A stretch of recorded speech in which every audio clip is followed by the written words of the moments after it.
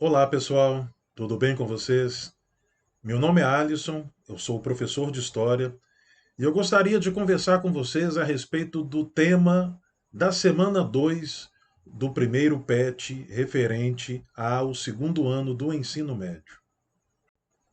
O tema faz referência à colonização portuguesa no Brasil e ao chamado sistema colonial ou o pacto colonial, que foi a maneira utilizada por Portugal, a metrópole, de controlar o território brasileiro, a colônia, tanto política quanto administrativamente. A metrópole portuguesa passou a se beneficiar de todos os produtos e atividades econômicas executadas no seu território colonial. Então, o pacto colonial são regras, leis, normas que as metrópoles impunham às suas colônias durante o chamado período colonial. Essas leis tinham como objetivo fazer com que as colônias só comprassem e vendessem produtos da sua respectiva metrópole. Era um comércio bilateral, né? Então, entre colônia e metrópole, mas era desigual, porque as metrópoles europeias elas garantiam seus lucros comprando matérias-primas baratas e vendiam produtos manufaturados a preços muito elevados. Entre 1500 e 1534, Portugal não ocupou efetivamente o Brasil, não colonizou efetivamente o Brasil. Aqui foram instaladas algumas feitorias que tinham o propósito de garantir a propriedade, né, para a coroa portuguesa sobre as terras brasileiras. Então, nessa época, o que a metrópole fazia? Ela comercializava alguns produtos que tinham um valor, mas não tinham um valor exorbitante, como alguns animais silvestres, a madeira, né, o pau-brasil. Então, garantiam um lucro, mas não era um lucro como, por exemplo, eles obtinham na região das Índias, com o controle, né, da venda das especiarias. Então, o Brasil era um trecho aí de parada, né, para reabastecimento, para prováveis consertos, né, nas embarcações e onde eles faziam esse comércio de animais silvestres e da madeira do pau-brasil. Em 1532 é enviado para o Brasil a expedição do Martim Afonso de Souza, porque há uma mudança de diretriz da coroa portuguesa. A região das Índias já não era mais um monopólio, já não era uma exclusividade dos portugueses. Outras potências, como a Espanha, a Holanda, já faziam concorrência. Além disso, começou a existir um receio de que até mesmo as terras brasileiras fossem tomadas por outras potências, como por exemplo a França, que estava já começando até mesmo a fundar cidades aqui no Brasil. Então, nesse momento, né, é criado o chamado Pacto Colonial, né? Então foram impostas essas regras de que a colônia só poderia exportar para Portugal ou para mercadores, né, que convinham que fossem aliados portugueses. Então vocês têm aqui esse gráfico, né, em que a colônia tem como papel a produção aí de gêneros tropicais, né, a extração também de metais preciosos. Esses produtos são enviados para a metrópole e a metrópole ela retorna com equipamentos, com instrumentos manufaturados para a colônia. É o pacto colonial que define essa política aí dos estados mercantilistas, das metrópoles com as suas colônias. E na colônia, né, existe também a economia especializada, então é a chamada plantation, o uso de grandes extensões de terras, né, de grandes latifúndios para a produção de um único produto, um produto para exportação. Você tem aí a cana-de-açúcar, o algodão, o café, no início, principalmente, né, a cana-de-açúcar. Há investimento externo, obviamente, né, portugueses, e principalmente aqui no Brasil, investimento de holandeses. Esses produtos, né, são dependentes do mercado externo, obviamente, então até mesmo os preços, né? E a base da mão de obra é o trabalho escravo.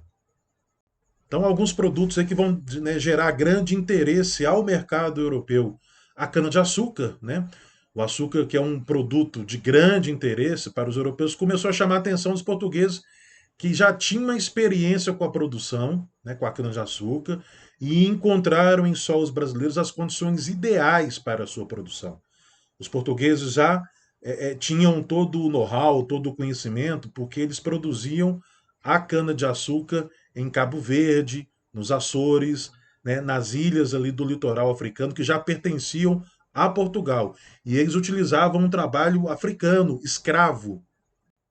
Então, eles transferiram, né, todo esse conhecimento para os engenhos de cana-de-açúcar aqui no Brasil, principalmente no litoral nordestino. Você também tem aí um grande outro produto, né, importante para os europeus, que é a mineração, basicamente o ouro. Lá no final do século XVII, anos 1600, né, os portugueses finalmente encontraram ouro no Brasil. No caso aí, os paulistas, né, os bandeirantes paulistas. Então houve uma migração muito grande de portugueses, né, de pessoas que viviam em outras regiões da própria América, pessoas que viviam em outras regiões de onde hoje é o Brasil vieram para a região das Minas. E, obviamente, a coroa portuguesa ela passa a controlar toda essa produção, né, essa extração. Pelo menos tentar controlar a questão dos impostos, né, sobre a arrecadação, né, sobre essa extração. Interessante observar algumas charges aí, né, que vão trabalhar essa questão da chegada dos portugueses ao Brasil. Não foi um descobrimento, afinal de contas já existiam povos nativos que viviam aqui há milhares de anos, né? Foi uma ocupação e uma conquista do território, né?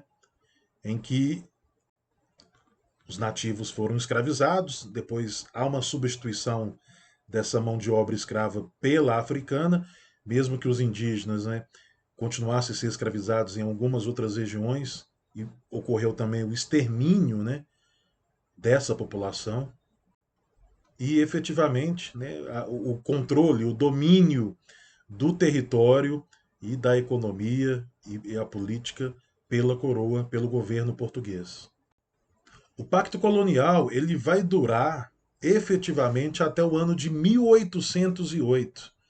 Né? Em janeiro de 1808, a família real portuguesa vem morar ao Brasil, eles estão fugindo das guerras napoleônicas, então se estabelecem no Rio de Janeiro e essa família real e mais 15 mil pessoas, elas são escoltadas por navios ingleses. Obviamente, o pagamento por essa escolta é que, em janeiro, o primeiro decreto assinado pelo Dom João é a abertura dos portos às chamadas nações amigas. Então, houve a quebra do pacto colonial. Além disso, houve a liberação da colônia para a produção de manufaturas. 2 anos mais tarde, em 1810, há uma assinatura de tratados de paz, comércio e navegação entre Portugal e Inglaterra. E esses tratados favoreceram e muito, né, os ingleses. Inclusive na questão aí de importação, exportação, as tarifas alfandegárias, os ingleses começaram a despejar uma série de produtos produzidos na Inglaterra, né, dentro do Brasil, pois eles tinham facilidades maiores do que até o próprio Portugal, que era a metrópole. Falar um pouco mais aqui sobre a escravidão, lembrando que a escravidão aconteceu tanto na área rural quanto nos centros urbanos. Ao longo desses quase 400 anos de escravidão, né, há todo um controle, uma repressão, uma violência por parte do senhor e do poder instituído sobre os escravos. Mas há também, obviamente, todo um contexto de luta e de resistência, tanto individual quanto coletiva, dos escravizados para com os seus senhores e para contra esse sistema. Eu espero que tenha ajudado, né, esse vídeo. Eu vou postar no Google Sala de Aula um texto complementar também para auxiliá-los nas atividades e mais ainda, né, para a compreensão mesmo desse tema, né, desse processo histórico. Tudo bem, pessoal? Então é isso. Até a próxima.